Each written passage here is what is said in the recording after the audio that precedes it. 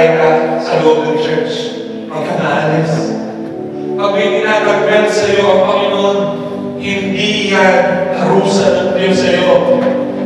Kasi sometimes sa naging sistema ng buhay po natin, ang saya-saya, ang sarap-sarap, natupad lahat ng pangarap mo, pero pag tingin mo sa katabi mo, hindi na po kasama yung Diyos sa pangarap natin. Yung mga times na walang-wala ka, para lagi ako natawag, Panginoon, Panginoon, tulungan mo ako. Huwag mo akong pabayaan. Sige, minsan nakaakap yung Panginoon sa'yo, pero tutupad din pangarap mo, may nasa Czech Republic ka na, meron ka ng jowa, may asawa ka na, meron ka na ng lahat mo ngayon. May ATM ka na hindi na ukupos. Dahil sa represent, may utang ka, 4,000 naman ang iyong bibigay.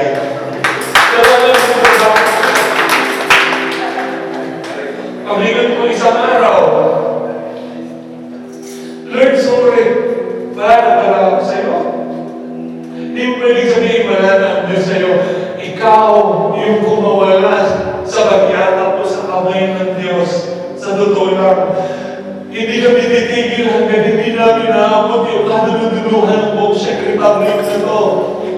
Hanggang maibalik namin yung bawat isa sa paanan muli ng Panginoon din, pero ngayon na nauupo, backslider ka. Hindi mo na alam yung nangyayari sa buhay mo.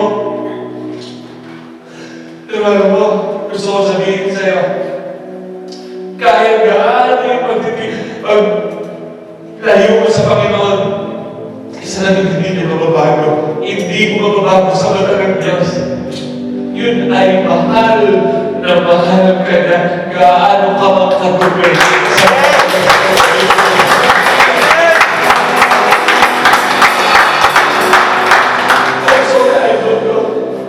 pero alam ko na naranasan mo yung yaman ng Panginoon. Amen? Alam niyo mo ba, kung bumaba ang apoy ng Diyos, naranasan mo yung kilabot niya, na habang may nagsasalita, kanina merong mga nagpapaawit, pupurihin ka sa awit, ay biglang kinikilabutan ka. Yung iba naman ay nilalamig kahit mainit. Tingnan mo, ay patabi mo kung nilalamig yan. Hindi sa pananampalataya, ha?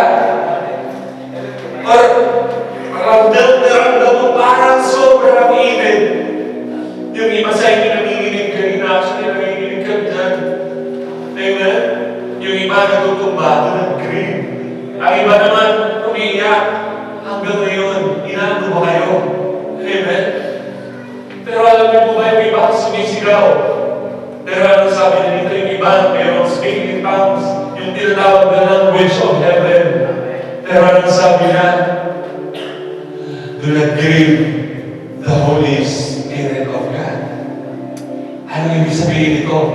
Huwag niyong hadlangan ang pagkilos ng banal na Espiritu. Kung hinahalughog ang iyong puso ngayon at pinapaiyakan ng Diyos, just cry. Huwag kang maiyak na niya sa katabi mo.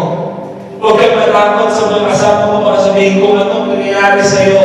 It is a personal encounter with the Lord. Ang pinag-uusapan po natin ngayon, no? Alam niyo po, pag may apoy ka, may passion ka, inagin nag-cancel ng trabaho kahapon ng ngayon, that's passion. Ilan ang iniwanan na sa pamilya na nagkakay ka usap ngayon, that is passion.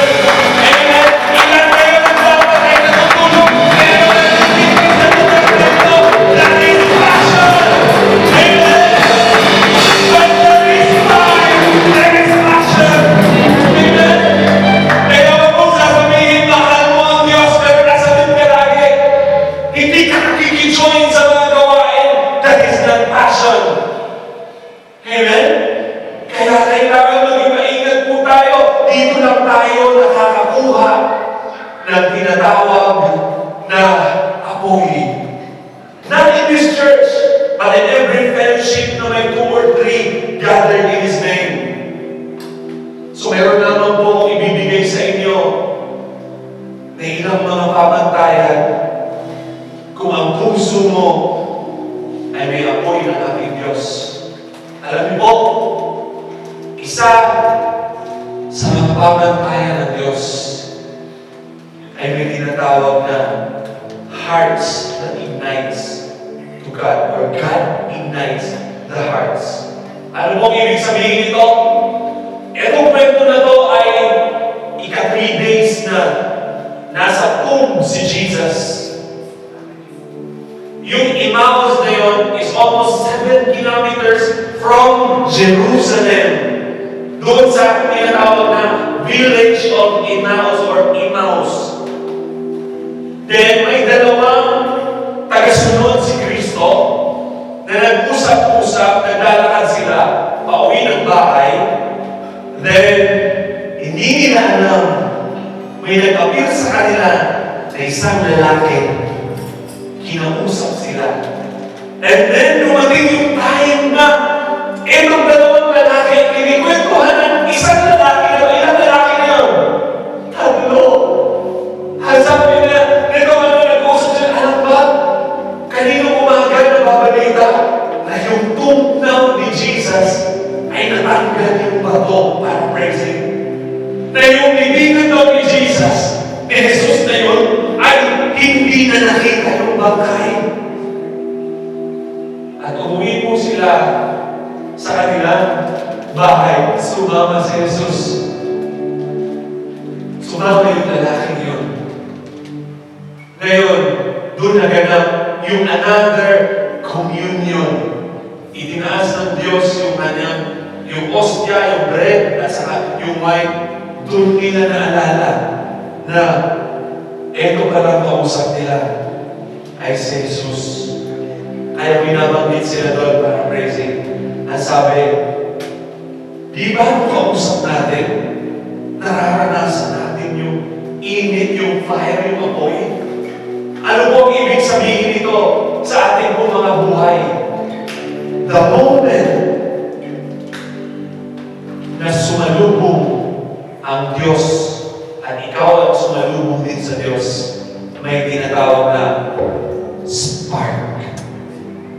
Yung ignite na tinatawag, isasabi niya dito, to cause something to start burning, to catch fire. Anong ibig mong sabihin dito? Mga kapatid, a heart catches fire when truth meets the presence of God. Mga kapatid, simple naman po. Pag ikaw ay nakaroon, alam ko yung iba sa inyo, hindi alam yung salitang fire. Akala nila pag fire is apoy lang. But no, kung naranasan mo to, na nung nagkaroon ka, pagpasok mo ng church, nagkaroon ka ng takot na gumawa ng mali, paglabas mo ng simbahan, that is fire experience. Amen? Itaas ang kamay nung pag-uwi niya, parang ayaw nila gumawa ng mali. Itaas nga ang kamay. Wow! Napakarami! It means naranasan mo yung fire! You already experienced it. At ang iba naman, nagsimula na magtanggal ng mga nagusa ng Diablo na nagdudulot ng kasalanan. Ilan dito yung mga tinanggal ang kanilang jowa sa kanilang mga messenger. Ilan dito ang mga nagtanggal na kanilang mga sigarilyo. Ilan dito ang mga nagtanggal na kanilang weed or drugs. Ilan dito ang mga nagtanggal na kanilang mga pornography sites na nakalagay sa mga cellphones. And that is what we call fire experience. Yun yung holy fire ng Panginoon. Kung hindi mo yun susundin, alam mo kung bakit natatanggal yun? Walang kahit anumang bagay, ni kasalanan ang kayang dumipensa pag apoy na ng Diyos yung tumupok sa mga yan. Kaya be excited. Hindi mo kailangan baguhin ang sarili mo bago ka maglingkod. Listen, ulitin ko. Hindi mo kailangan baguhin ang sarili mo bago ka maglingkod. Nasasabihin mo, kailangan ko muna tanggalin ito, tanggalin yan, bago ako mag-commit sa ministry, bago ako mag-commit sa dance, sa music, sa guitar, sa organ, kahit na ano mga no.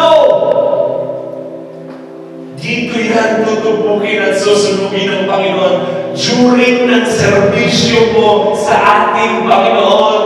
Amen? Na andyan mga kapatiran para hindi ka husgahan at i-comfort ka sa tuwing at sa oras na naglilingkod ka na at bigbig mo yung mga kasalanan. Dito yan tatapusin ng Panginoon. And maybe 2 months hindi pa natatanggal, it's okay. 3 months hindi pa, it's okay. Pero mga 4 months, 5 months, I promise you, uy, alayo mo naman sa dati. Uy, hindi naman ako nakakapagmura. Hindi na pala nakakasugal. Amen? Yan yung apoy ng Panginoon. Pero huwag mong sasabihin, church, attendance ka. Pero nakalagay pa rin ang sarili mo dyan sa ganyang sitwasyon. Hindi apoy yun. Baka isip mo lang nag-aapoy ka. Nawawalan ng appetite sa mga maling gawain. And you know, marami ang ipapatutunan yan. Na marami ng binago ang ating Panginoon. Sino nandito yung mga nawawala ang pagmura nung naglikod na? Amen. Number 1 si Kuya Dan. Amen. Okay? So, sino nandito sa inyo ang hindi na chismosa nung kayo ay nakareceive ng fire ng Panginoon? Tanungin mo ang kapatid mo, sabihin mo, chismosa ka pa ba? Isang tawag pala dito sa rising jet, ha? Amen?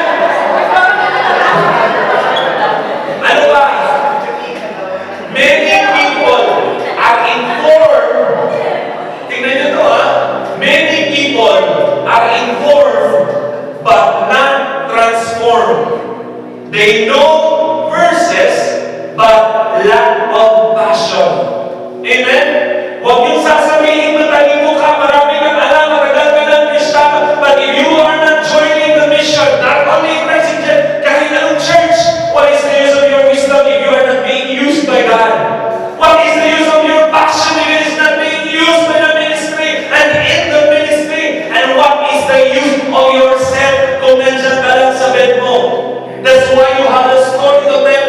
Kaya parang yung sinabi ni Sister Ann kanina, no, ganda-ganda, yung story mo, kailangan nakakayag yan. Biruin mo ba kaisang buwan pa lang ni Brother JR? Tapos nakapag-hayag na ng salita ng Diyos.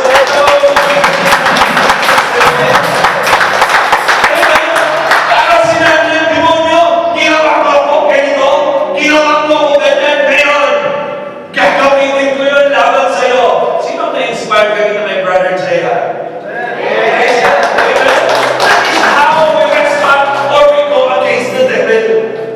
Sabi na dito, behold, I will do a new things. I will even make a way in the wilderness and rivers in the desert. Isaiah 43 verse 10. Ano yung sabihin nito? Mukhang imposible na maging ganyan ang buhay mo na positibo. Tandaan nyo, huwag nyo halutuin ang Panginoon. Kaya nyo ba? Yung drug addict na, binago niya. Si Brother Tutoy, dating drug addict yan. Asa ka Brother Tutoy? Nami-misplace ka. Ay, yan yung ating dark and handsome drug. Okay? Dating drug addict yan, hindi nakakapagpadala sa Pilipinas. Ngayon ay binago na po siya ng Diyos. Kaya ang linya niya, ako'y dating drug addict at ako'y dating addict na yan ay addict na sa Panginoon. Yun yung kaya naman, yung bago kami pag nagbubukas ako ng Toblerone, lumalaki yung mata niya pag nakikita yun sa loob ng oil. No? Hindi yung so maligod na lalaki sa loob ng oil. Ano siya ang mayroon kang tao ito? Ayun pala. Interesado siya sa oil, pero binago na siya. Okay? Sabi ko, hindi mo na ng Toblerone, no? Dalawang putol. Okay? When the heart is on fire, okay? Maniwala kayo. It cannot stay silent. Ito, napaka-normal ito. Tinuturo ko, but I will tell you this. When the disciples realized Jesus had risen, they immediately returned to Jerusalem to tell others. It only means the fire is spreading because of them. Ibig sabihin, kung may apoy ka na ng Diyos, hindi ka pwede manahimik lang kahit sa ayaw at sa gusto mo. Sabi niya dito, you can truly encounter love of God and remain unchanged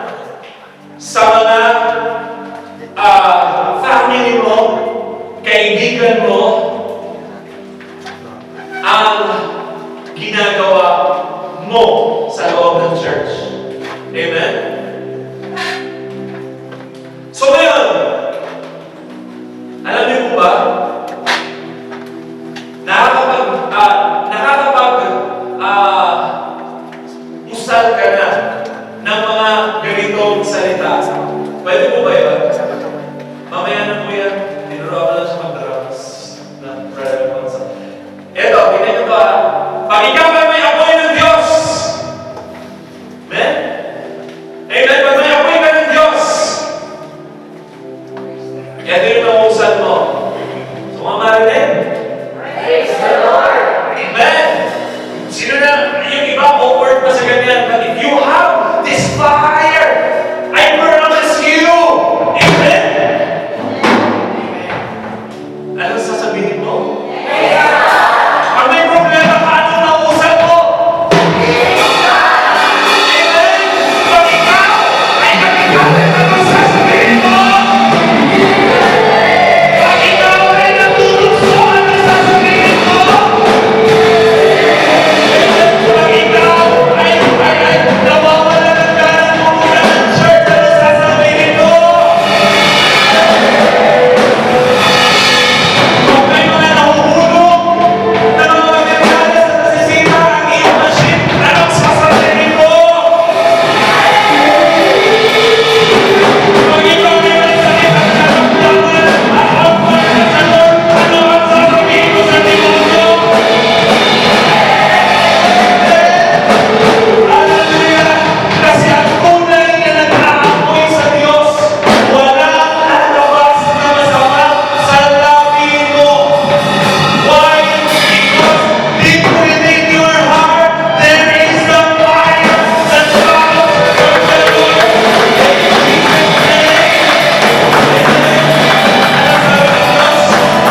Out of the abundance of your heart, your mouth speaks.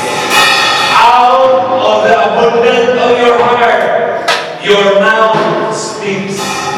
Ibig kong sabihin ito, kung anong nasa loob ng puso mo, pag binuisit ka at nagwisit ka, I promise you, masama ang ugali mo. Okay? Yan. Sabihin mo sa katabi mo yan. Sabihin mo, pag binuisit ka, umayos ka. Amen?